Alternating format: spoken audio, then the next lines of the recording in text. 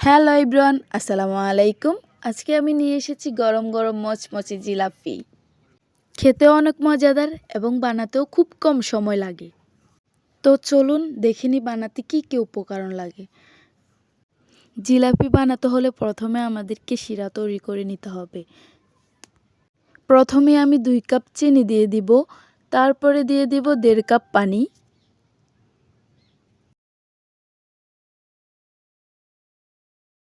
যতটুকু চিনি দিব তার অর্ধেকটা দিব পানি। আর এটাই হলো পারফেক্ট জিলাপির শিরার রেশিও। তবে দেখতে হবে এই শিরাটা অতিরিক্ত আঠালো বা চটচটে না হয়। আর শিরাটায় যখন বলক আসবে তখন আমি দিয়ে দিব অরেঞ্জ ফুড কালার। অল্প পরিমাণ অরেঞ্জ ফুড কালার দিয়ে দিব। সব কিছু একসাথে নেড়ে মিশিয়ে নিলাম। শিরাটায় যখন ভালোভাবে ব্লক আসবে তখন আমি এক সাইডে নামিয়ে রেখে দেব। তারপর আমি জিলাপি বানানোর জন্য ব্যাটার তৈরি করব। তারপর আমি ব্যাটার তৈরি করার জন্য 1 কাপ ময়দা নিয়ে নিব।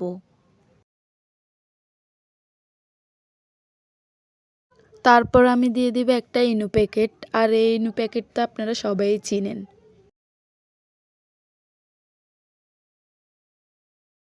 তারপর আমি দিয়ে দিব 2 চামচ তেল। আর আপনারা তেলের পরিবর্তে ঘিও ব্যবহার করতে পারেন। ময়দার সাথে তেলগুলো আমি ভালোভাবে মিক্স করে নেব।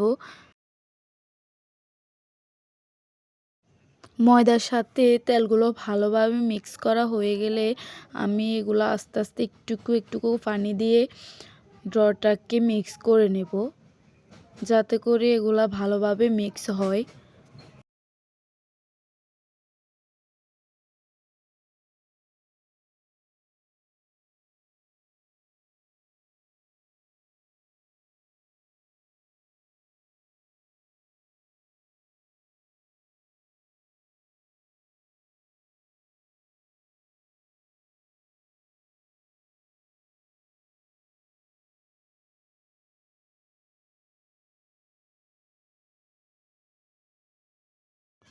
আমি কিন্তু অল্প অল্প পানি দিয়ে ব্যাটারটা তৈরি করে নিতেছি। আপনারা অল্প অল্প পানি দিয়ে তৈরি করে নেবেন।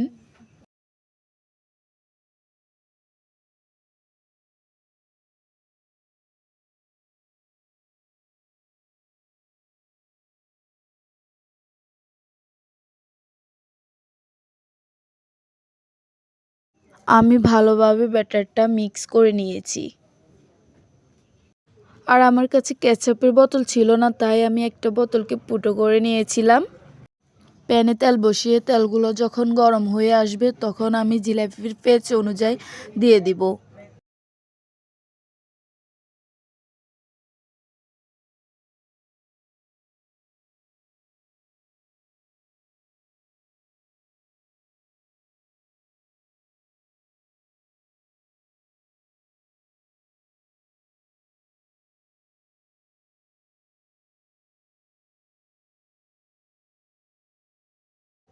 জিলাপিগুলো যখন ভাজা হয়ে যাবে তখন আমি শিরার মাঝে দিয়ে দিব।